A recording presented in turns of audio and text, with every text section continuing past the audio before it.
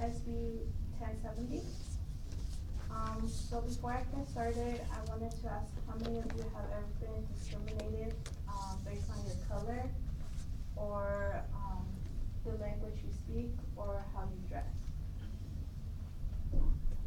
So now that I know that you guys went through that, I will be talking about Arizona SB 1070, which was signed by Governor Jan Brewer, and that was signed on April 2010 and was effected on July 29, 2010. And this bill, allowed police officers to determine the immigration status of somebody that got arrested, just because they thought that they were illegal.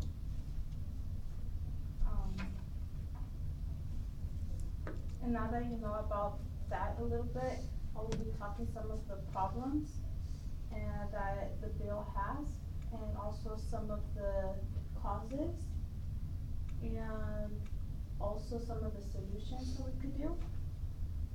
First problem I will be talking about is how immigrants are not given the opportunity to have a better life in the future. And you might be asking, well, how does that affect that bill? Well, many immigrants come from their homeland to the USA to have a better education and a better life. And I feel that that's very important because they also live in a very bad situations. For example, in Mexico, as you can see, crime is very high, and then education is very low, which this is some of the problems that in Mexico they have. Also, what we have an advantage here is that we don't have to pay for schooling.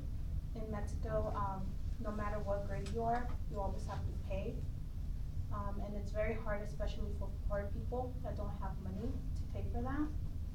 And also, there's many people that run away from violence in their homeland. Also, for example, in Mexico, in this chart, as you can see, there's many crimes and violence, also because of drugs or just people wanting to kill, like Blanca said earlier in PowerPoint. How can we resolve this? One way that we could resolve this is by just not having it, but why? Because we should allow immigrants to come to the USA to have a better life, to have a better education, and to not be scared of what they're going through in their homeland. Also, this will help, like you guys maybe heard that USA is a melting pot. So by having this law, it's like saying, well, it's not. It's just for people that are citizens. And I think we should treat everybody equally. Also, the second problem is that discrimination has been passed by the state in Arizona, which that discriminates people just by their color, their race, the language they speak, and even how they dress, because they just go based on the appearance of the person. So some of the cause is that people leave, like I said earlier, violence behind. This can also cause a mental and physical problem to people. It could be for immigrants or even for the citizens. And how? Well, as you know, this has been in the news before. It's been how some students were killed in Mexico because they were just going to protest.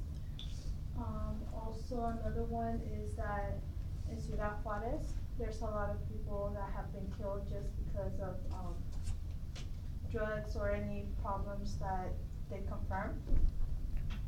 And this could affect children by seeing that. Also, it could affect the person even, there's a movie that came out, I forgot the name of it, but that movie explains how life in Ciudad Juarez is lived and how children here shotgun, guns that have been shot, and they just keep playing and living their normal life. To avoid, the solution is to, avoid differentiating between individual, discrimination and because this might come to normal for other people. Like old times in the blacks, as you remember, discrimination happened a lot. And just because of their color and segregation was present. So in conclusion, no matter what color, skin, or language you speak, or even how you dress, we should all be treated equally. And the governor and the Senate of Arizona should have not signed the bill in April 2010. And I just wanted to let you guys know that I am a daughter of a mother that's an immigrant, and I have seen her work throughout my life. So not some might be bad, but to be honest, most of them just come here to work and have a better future. And that's it.